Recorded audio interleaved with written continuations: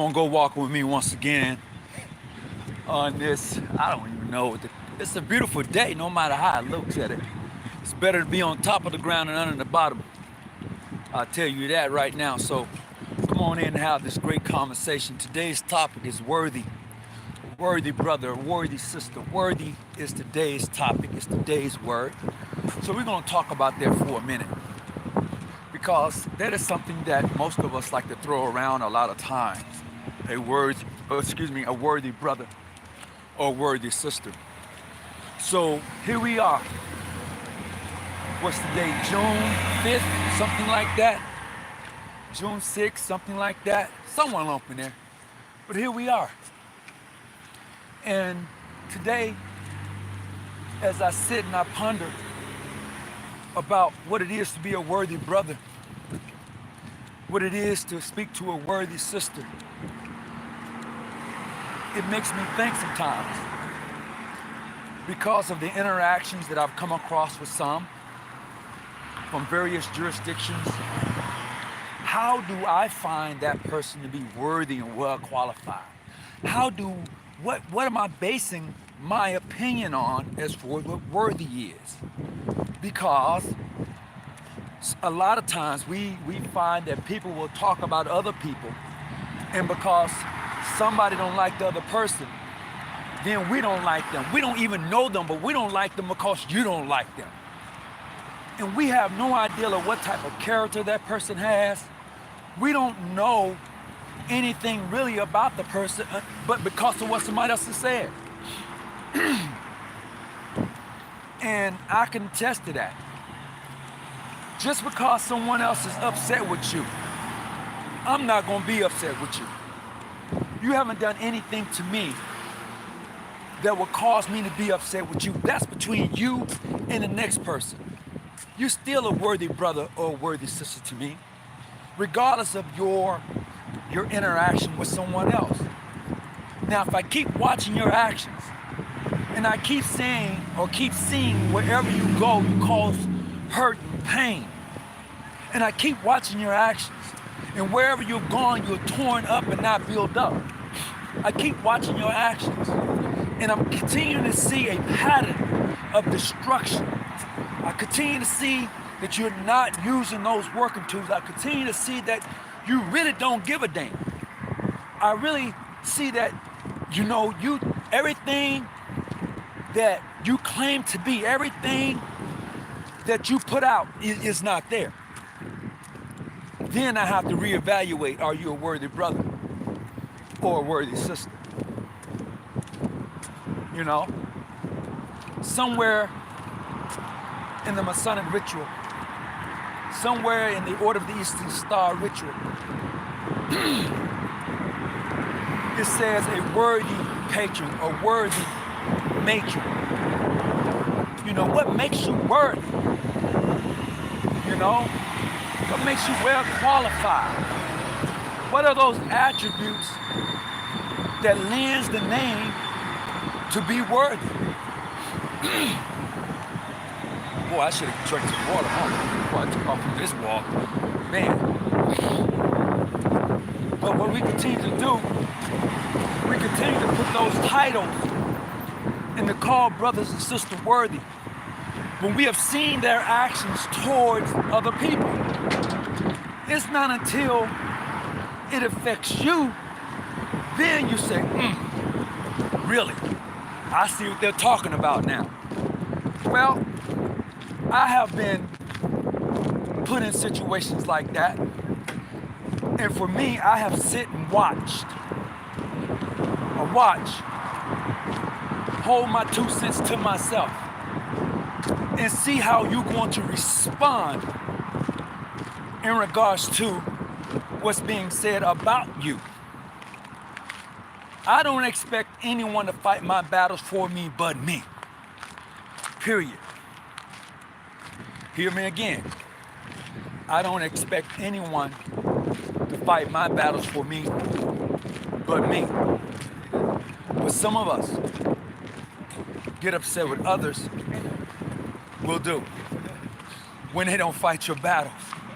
They're doing a little work back there. So Here we are.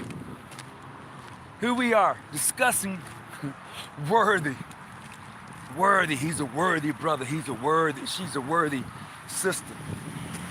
I'm quite sure many of you have been hurt by those who you considered to be worthy in the various Masonic lodges and chapters. I bet you have. I bet you said, I'm leaving this lodge and I'm leaving this chapter because of how you've been treated. You know, not based upon anything else other than treated.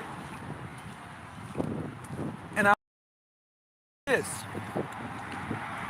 If most lodges, jurisdictions, supreme councils, and other organizations, if you would abide by your own rules and regulations, you wouldn't go through half the shit you go through now.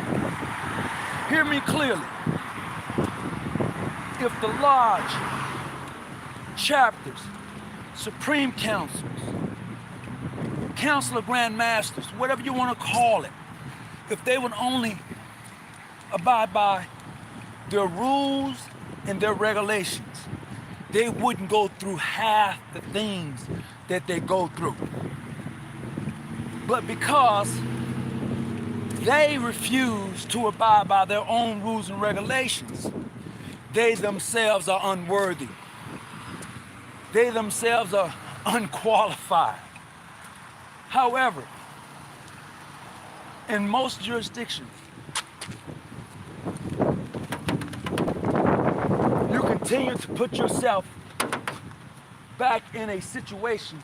Thank you. I You're forgot welcome. about that. Thank you. Back in a situation till your membership is losing. They walking away because they don't see you being worthy. They don't see you being well qualified. They don't see that in you because you don't abide by your own rules and regulations.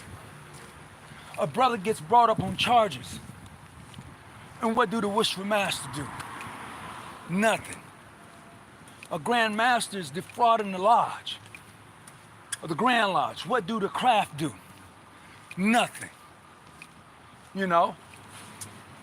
You have rules and regulations that governs your Masonic Grand Lodge, your chapter, your lodge. If you would be a little bit more transparent, take that and apply it, I guarantee you, your membership will grow. They'll grow. They will grow based on the standards that you have set for your Grand Lodge, for your lodge, for your chapter. What's up now? Based upon that, they'll grow. However, most individuals who sit in these seats that wield the power over the Grand Lodge, over the Grand Chapter, they don't do it. They get caught up. They themselves get caught up. I'm not gonna go there, but they themselves get caught up. And what happens? Members look at it and they walk away and say, oh, the hell with that. The hell with it. Because you are not being upfront with them. I'll tell you what we do here in my Grand Lodge, in my jurisdiction, where we're at. Here's what we do. When we interview a person that is coming into this jurisdiction of their own free will and accord, based upon those recommendations, as one who's seeking membership, we let them know right off the top what we're all about. Right off the top. We don't sugarcoat nothing. We're not trying to hide anything or none of that. We explain the differences. We don't try to tell a brother, well, you know, when you become a Mason, you can visit any lodge. We don't do that. We don't do that. That's a lie. That's a lie. When a sister come in We don't do that to a sister and put her in awkward situations or a brother in awkward situations. No. You do a disservice to your Grand Lodge. You do a disservice to your lodge. You do a disservice to your chapter and your grand chapter when you give them bad information like that. You do. It's true. You do. So stop lying to a brother. Oh, you can visit any lodge you want to. Stop lying to a sister. You know? Then you will see the change in your jurisdiction. You will find out that you do have worthy members, worthy brothers, worthy sisters. It ain't rocket science. It's not. So what we have done here, we said, okay, look, when a brother comes in, because of so much information that's on the internet, when he comes in, he usually asks, is this Prince Hall? No, this is not Prince Hall. He usually asks, well, are you recognized by Prince Hall or Mainstream? No, we're not. We have no association with them. Oh, okay. Well, who are you recognized by? Where can I go visit if I choose to? Because the information is already out there. You know, be it good, bad, or indifference, the information is out there. So, when a brother asks, be upfront with them. When a sister asks, be upfront with her. You know? And usually what I do, personally what I do, especially after a brother has become a Master Mason, I will ask him, you want to travel? What? Do you want to travel? Yeah, get your money together. We're going to Jersey. Get your money together. We're going to Delaware. Get your money together. We're going to Memphis. Get your money together. We're going to the UK. Get your money together. We're going to Mexico. Get your money together. So when the brother sees these things that are actually happening, or a sister that's actually happening in your chapter, in your lodges, then they say, okay, I got it. I'm not sugarcoating anything. I'm not. And I believe what happens is when you tell brothers and sisters these things and they don't happen, when you tell brothers and sisters these things and they don't happen, they become disheartened, you know? Let them know. Be upfront with them. Look, I'm not tripping on none of it. I'm not. I've done that. I've grown away from that. You know, I don't have to prove myself to anyone other than those who I'm trying to prove myself to. That's it. And the only reason I'm trying to prove myself to them is based on a relationship we're trying to develop. That's it. If you're not trying to develop a relationship with anybody, you don't have to prove anything to them. Hear me again. If you are not trying to develop a relationship with someone, you have nothing to prove to them at all. But if you are trying to develop that relationship, if you are trying to better yourself, to do certain things, yeah, I got something to prove to you. I need to prove to you I got good character. I need to prove to you that I'm worthy. I need to be able to prove to you that I can keep my mouth shut. I need to be able to prove to you that I am who I say I am. I need to prove that to you. Period. Got to prove that to nobody else. And when you get to that point, there's no need to worry about the growth of your jurisdiction. Is your jurisdiction, is it a worthy jurisdiction? Hell yeah, it's worthy. It is. Because you need to set the example of your jurisdiction. Grand Masters, Grand Matrons, Worthy Matron, Wishful Master, you need to do that. So when you set those goals, when you set the attitude, when you begin to put that into motion, that's a beautiful thing. It's a beautiful thing because when other people see you, they're gonna say, "Damn, you really are like that." Yeah, I'm really like that. They'll say, "Man, yeah." I was with my good friend and our friend, Raymond Edwards. Have we had words before? We have agreed to disagree. But everybody knows, if you've ever been around Raymond Edwards, he's gonna tell you what he think and how he feel. Now, whether you like that or not, that's up to you. That's the truth. Hell, he told me that. And I can respect that. And I keep it moving, okay? That's me. And I will employ that most of you look at it from that point of view. Take that into heart. Really taking it to heart and check yourself. Am I worthy and well qualified? Are you? Because I know that there are people out there talking about you. You know it. Man, I wouldn't fuck with him. I wouldn't mess with her. But they don't even know you. Think of that. They don't even know you. You know? And that's what gets me. But they're basing their opinion on you upon what somebody else has said. Now, I never said I wouldn't listen to somebody. If somebody told me, man, I wouldn't mess with him. Don't think I'm not listening. Because the same way he treats you, or she treats you, more than likely it's gonna come to fruition. More than likely it's gonna happen. Trust me on that. Just be mindful. Just be mindful that the way they treat you, okay, more than likely they're gonna treat somebody else like that. I had a friendship in this Masonic order. Had it for over 20 years.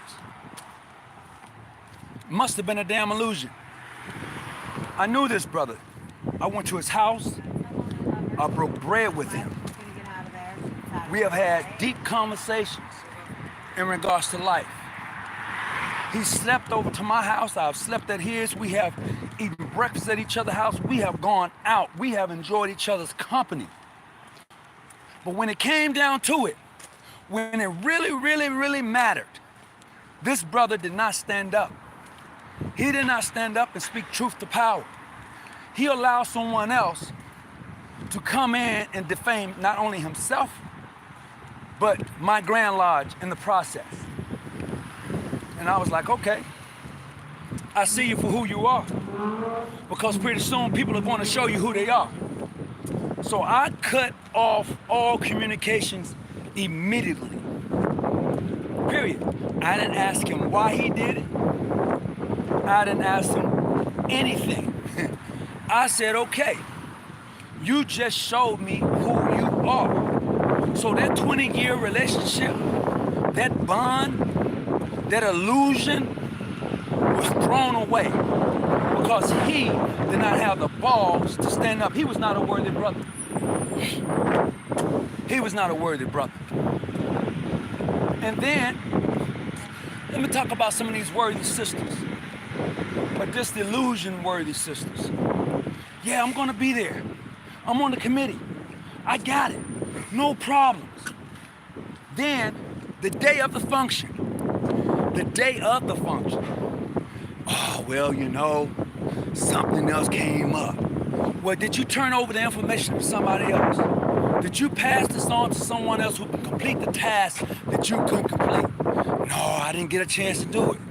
Now the program that we have on, the things that we had in place are not going to happen the way it should because you failed in being the person you say you were or the person you say you are.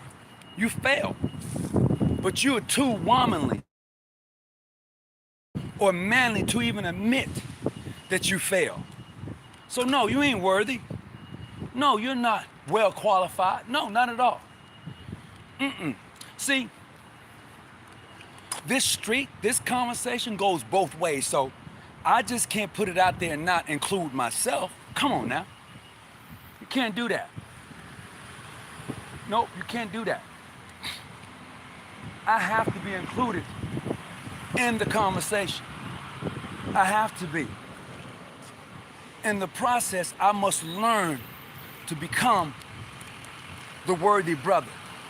Continuously on that journey every day, taking that trial, taking that plumb, that level, and that square, and that chisel. Yeah, I said chisel. And then take those instruments that are used for arbiter masons and use those more so as a speculative mason by shaping my mind, okay? Making sure I'm plumb, level, and squared, okay? Continue to work on this rough ashlar until it become a perfect ashlar. Knowing that my job isn't done until I'm not breathing anymore. That's when my job is done. As long as I'm breathing, I have work to do. So until next time, I appreciate you coming on. And to everyone, greetings to you, bless you. Brothers and sisters, you know, hey,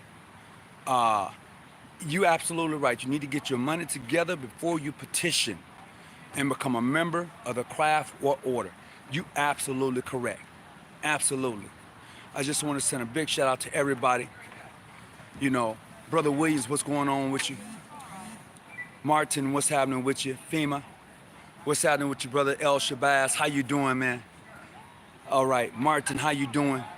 Brother Bay, greetings. Brother Johnson, how's everybody doing? I just want you each just to take a moment and look and break this down for yourself. Am I worthy and well qualified to be called a sister of the order, a brother of the craft? May God bless you and keep you as he's done for me. And remember this, I'm not your study guide, I'm just here to help you study.